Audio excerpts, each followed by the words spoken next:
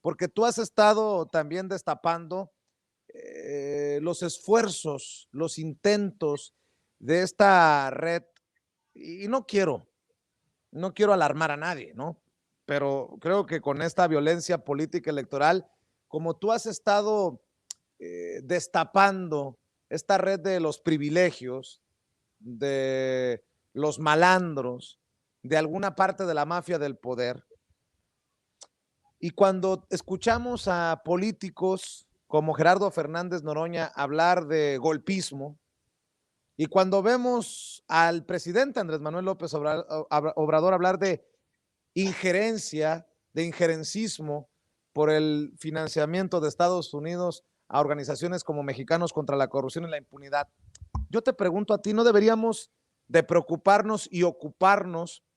de la seguridad del presidente? El presidente ha estado muy insistente en que no quiere más seguridad, que no quiere regresar a aquellos tiempos de tantos guaruras en torno de tantos escoltas en torno al aparato de seguridad de los presidentes, pero pareciera que la cosa se está poniendo muy caliente, o tú tienes otra percepción.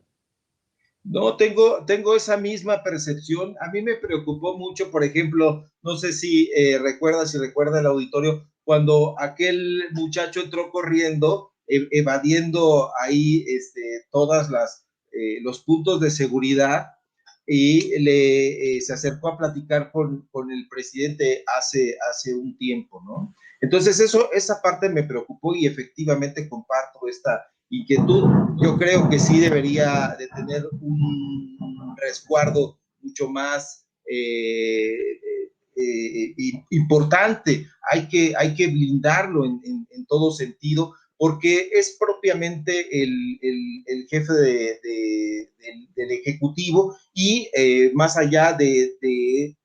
las declaraciones que ha hecho, de que la gente lo cuida, que lo quiere, y que en efecto en todas las reuniones y las visitas que tiene, se le ve muy tranquilo, muy bien arropado, pero no estaría de más que existiera ahí un tipo de guardia, no de élite como tenían estos viejos presidentes, pero sí alguien que se encargue de su seguridad y de que pueda llegar a las diferentes reuniones, a los diferentes puntos donde lleva a cabo sus encuentros de la manera más resguardada posible, porque es uno de los presidentes más populares que hayamos tenido en la historia, y esto no es algo que me esté sacando de la manga, porque siempre hay denostadores y dicen, bueno, son ocurrencias, no, son datos duros. Han salido, por ejemplo, encuestas de aceptación a los presidentes, y uno de los más aceptados es precisamente López Obrador, y esto me lleva a reflexionar sobre la visita de Dilma Rousseff, la expresidenta brasileira. Entonces, esta visita me parece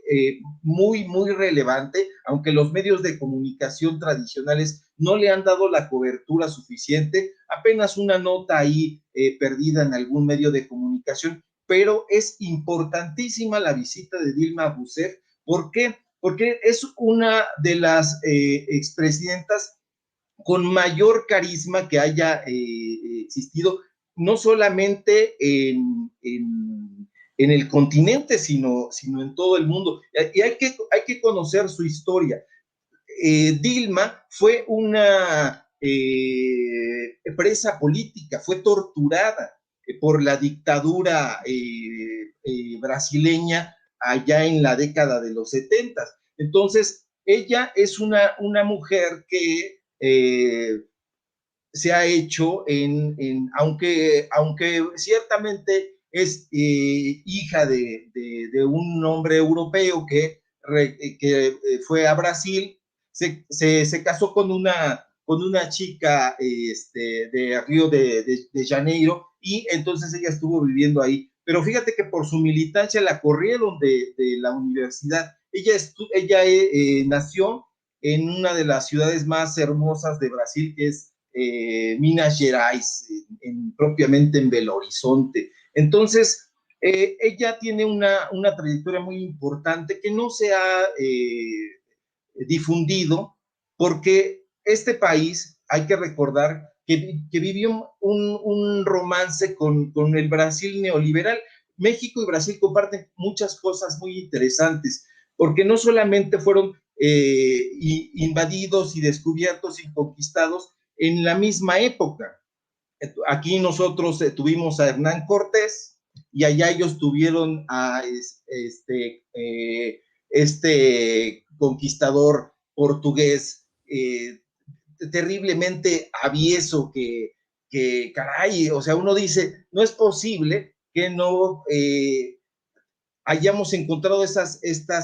similitudes entre Hernán Cortés y Pedro Álvarez Cabral, entre la diversidad cultural, la diversidad racial y las muchas cosas que compartimos con Brasil, pero no nos habíamos dado cuenta de eso porque no nos lo permitía aquí el neoliberalismo. Recordemos que, por ejemplo, Ernesto Zedillo tuvo un gran romance con uno de los presidentes más terribles de Brasil en las últimas décadas, que fue Enzo Cardoso. Ellos incluso actualmente siguen trabajando juntos, pero Enzo Cardoso es uno de los hombres más aviesos que han existido y uno de los tecnócratas liberales más terribles también de la historia de todo el continente. Aquí lo recibieron los intelectuales muy bien, le publicaron incluso libros, eran lecturas obligadas, porque estos intelectuales que son los mismos que están detrás de esta campaña sucia y que están en estas organizaciones, le preparaban recepciones palaciegas, le publicaban libros en las editoriales estatales. Basta ver el Fondo de Cultura Económica que llevaba Adolfo Castañón y que supuestamente dirigió un tiempo Miguel de la Madrid, solamente cortaba listones, pero también se los publicaban en el editorial Siglo XXI, que llevaba nada más ni nada menos que un priista, el hermano de Francisco Labastida, Jaime Labastida. Entonces todo estaba cooptado por estos grupos y nos traían a Cardoso, que fue uno de los hombres que pidió préstamos a organismos internacionales también para perseguir a Lula da Silva y posteriormente también a Dilma. Entonces, este impeachment que es de todos conocidos y que es tan cacareado, no fue otra cosa más que una campaña orquestada por estos neoliberales precisamente, que también pretenden que ese mismo esquema permee en toda Latinoamérica. Entonces, a mí me parece muy relevante que López Obrador esté recibiendo, fíjate, en mes y medio ha recibido a personalidades importantísimas. Estamos hablando, por ejemplo, del presidente de Argentina, con el cual tuvo una reunión muy enriquecedora y que no solamente fueron elogios, como lo quieren decir en el Reforma o en el Universal, en realidad hubo un intercambio de ideas y de propuestas sumamente importantes y sumamente interesantes, y eso es muy relevante en el sentido de que la crítica neoliberal ha dicho que el presidente solamente se está mirando al ombligo y que no le interesa hacer relaciones exteriores, que su política exterior es prácticamente local. Y no es así, es una mentira. Lo que ocurre es que para ellos las relaciones exteriores se centran únicamente en Estados Unidos y no es así. Entonces, si tenemos en cuenta